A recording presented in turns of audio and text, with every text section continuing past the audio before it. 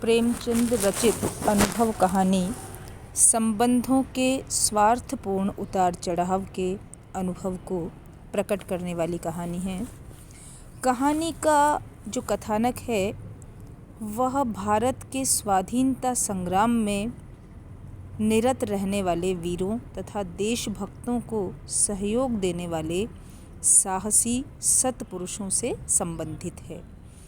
जो लोग आंदोलनों में भाग लेकर जेल जाते थे, उनके आश्रितों को किस प्रकार कष्ट सहन करना पड़ता था, उन खट्टे मीठे अनुभवों का पूरा ब्यौरा हमें इस कहानी में मिलता है।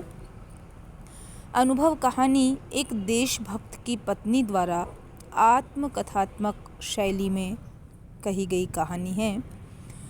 कथानायिका देशभक्त की पत्नी है, जिसे भारत की स्वाधीनता के लिए आंदोलन करने वालों का साथ देने और देशभक्ति की भावनाओं से संपन्न होने के कारण अंग्रेज सरकार ने 1 वर्ष का कठोर कारावास दिया था। नायिका को अपने पति की देशभक्ति पर गर्व है और वह तो स्वयं ऐसे 1000 अपराध करके और बार बार ऐसा दंड पाने के लिए लालायित थी। पति के जेल जाने के बाद नायिका भी जलसों में शामिल होने लगी, किंतु पति के बिना घर में अकेले रहना बहुत ही कठिन काम था। उसने अपने पिता को पत्र लिखा कि मैं पति के लौटने तक आपकी शरण में रहकर समय बिताना चाहती हूँ। पिता ने अपनी पदोन्नति का विचार करके पुत्री को आश्रय देने से मना कर दिया। दूसरा पत्र उसने अपने श्वशुर को लिखा। उन्होंने अपनी पेंशन बंद होने के भय से पुत्रवधू को आश्रय देने से मना कर दिया। अब उसे निराधार निराश्रय रहने पर चिंता सताने लगी, क्योंकि खुफिया पुलिस के 2 आदमी सदा उसके पीछे लगे रहते थे। वह बहुत परेशान थी। तभी उसके पति के मित्र स्कूल मास्टर ज्ञानचंद अपनी पत्नी सहित उसे ढाढ़स बंधाने आए। जब अध्यापक दंपति को यह ज्ञात हुआ कि कथानायिका के पिता और श्वशुर ने अपने स्वार्थों के कारण उसे आश्रय देने से मना कर दिया है, तो उन्हें बहुत दुख हुआ। विशेषतः ज्ञानचंद जी की संवेदनशील पत्नी ने इस दृष्टि से तत्काल निर्णय लेकर क्रियान्वित किया और सामान बंधवाया तथा कथानायिका को अपने घर लेकर आ गई, जहां उसके रहने और खाने का प्रबंध उसने सहर्ष अपने साथ ही कर दिया। कथानायिका ने भी ऐसी उदार स्त्री इससे पूर्व नहीं देखी थी। नायिका को शरण देने के कारण खुफिया पुलिस के वे दोनों आदमी ज्ञानचंद जी के घर के आसपास मंडराने लगे। मास्टर ज्ञानचंद को 1 सप्ताह बाद उनके प्रिंसिपल ने डांटा। खुफिया पुलिस ने हाकिम जिला को और हाकिम जिला ने प्रिंसिपल को कहा कि ज्ञानचंद बागियों की पत्नी को सहयोग दे रहा है। प्रिंसिपल ने ज्ञानचंद जी से कहा कि उस कैदी की स्त्री को घर से निकाल दो। यह सब वृत्तांत सुनकर श्रीमती ज्ञानचंद अपने पति पर झल्लाई और कहा कि जाकर उनसे कह दो, मैं ऐसा काम हरगिज़ नहीं करूँगा, चाहे इस्तीफ़ा ही क्यों न देना पड़े। उसने अपने पति को प्रिंसिपल के पास वापस भेज दिया।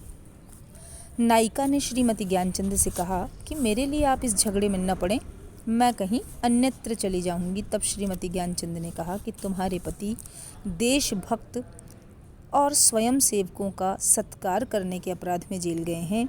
वे हमारी सेना के वीर हैं। हमारी लड़ाइयाँ ये स्वयं सेवक लड़ रहे हैं। हमें उन स्वयं सेवकों के बाल बच्चों की देखभाल का दायित्व अवश्य लेना चाहिए। इसलिए मैंने तुम्हें आश्रय देकर तुम पर कोई एहसान नहीं किया, किंतु देशभक्तों का सत्कार करने पर जेल जाने वाले देशभक्त की पत्नी का दर्शन करके मैं तो अपने आप को भाग्यशाली मान रही हूँ। इसी समय मास्टर ज्ञानचंद जी सूचना देते हैं कि मैंने अपना इस्तीफ़ा दे दिया था। फिर मैं हाकिम जिला से मिला। उन्होंने पूछा, तुम राजनीति में भाग लेते हो, चंदा देते हो? तब जब मैंने मना किया तो उन्होंने मेरा इस्तीफ़ा भी वापस कर दिया। तो इस प्रकार अनुभव कहानी में 2 प्रकार के अनुभव होते हैं।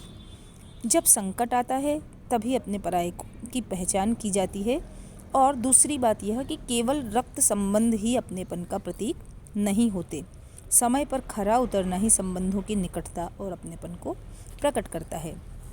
कथा नायिका के पति देशभक्त स्वयंसेवकों का सत्कार करने के कारण 1 वर्ष के लिए कठोर कारावास से दंडित किए गए थे।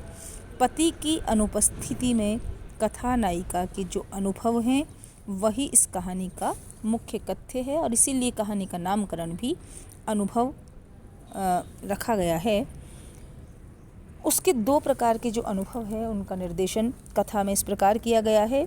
पहला अनुभव यह है कि निकटतम संबंधियों के व्यवहार को किस प्रकार संकट के समय परखा जाता है।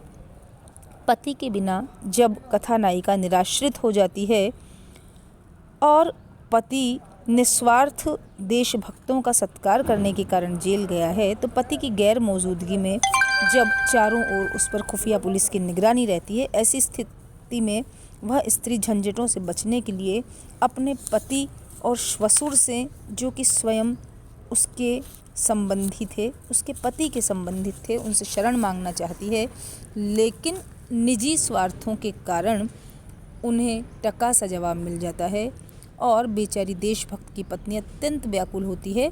उसका एक अनुभव यह था कि जिसमें स्वयं के पिता और पति के पिता ने अपने स्वार्थों को पुत्र पुत्री के रक्त संबंध से अधिक महत्व दिया। न उनके सामने देश की आज़ादी का सवाल था, न पुत्र या पुत्री के कष्टों का प्रश्न था। वे तो अपने ही प्रमोशन और पेंशन के स्वार्थों की पूर्ति का स्वप्न देख रहे थे।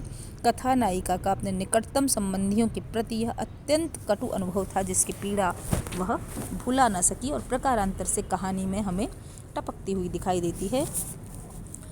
दूसरा अनुभव यह था कि परायों का व्यवहार। कथा नायिका की इसी निराश्रित अवस्था में दूसरा अनुभव अध्यापक ज्ञानचंद और उनकी पत्नी की सहृदयता, देशभक्ति, साहस, उदारता, आत्मीयता और समर्पण के भाव से हमारे समक्ष आता है। जब नायिका को पिता और श्वशुर भी आश्रय देने से मना करते हैं, तब निराश्रित अवस्था में मास्टर ज्ञानचंद और उनकी पत्नी अपने घर में उसे रखते हैं। कोई दुराव छिपाव नहीं रखते। खाने पीने की सारी व्यवस्था, रहने की व्यवस्था बड़ी आत्मीयता से करते हैं और समस्त संकोच को छोड़कर वे अंग्रेज़ी सरकार के दबाव में न आकर नायिका का भरण पोषण करने को तैयार रहते हैं। यहाँ तक कि नौकरी से निकालने की धमकी देने पर वे इस्तीफ़ा तक दे देते हैं और देशभक्त की पत्नी की मदद करने में अग्रणी रहते हैं। नायिका जब स्वयं उस स्थिति को देखते हुए उनके घर से प्रस्थान करने की बात कहती है, तो श्रीमती ज्ञानचंद बड़ी अच्छी बात कहती हैं कि अच्छा बता, तेरे प्रियतम जेल क्यों गए? इसीलिए तो कि स्वयंसेवकों का सत्कार किया था। स्वयंसेवक कौन है? वे हमारी सेना के वीर हैं जो हमारी लड़ाइयाँ लड़ रहे हैं। स्वयंसेवकों के भी तो बाल बच्चे होंगे, वह भी तो कोई कारोबार करते होंगे, पर देश की लड़ाई के लिए उन्होंने सब कुछ त्याग दिया। ऐसे वीरों का सत्कार करने के लिए जो आदमी जेल में डाल दिया जाए, उसकी स्त्री के दर्शनों से भी आत्मा पवित्र होती है। तो यह परायेपन में भी जो अपनेपन की गंध है, वही इस कहानी की आत्मा है और यह एक ऐसा अनुभव है जो मन को पुलकित कर देता है, मानवता की मिसाल कायम करता है।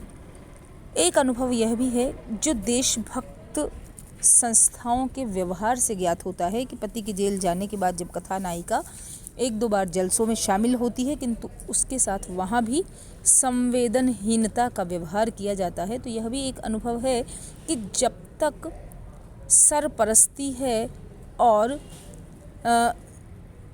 जो व्यक्ति जलसों में शामिल होता था, कार्यक्रमों में भाग लेता था, वह साथ था, तब तक तो उसके परिवार की कीमत थी।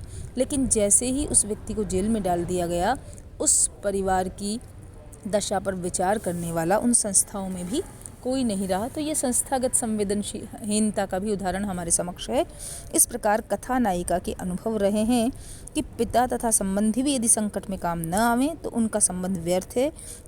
यदि कोई संस्था समय पर साथ न दे तो उस संस्था के जुड़ाव का भी क्या अर्थ है।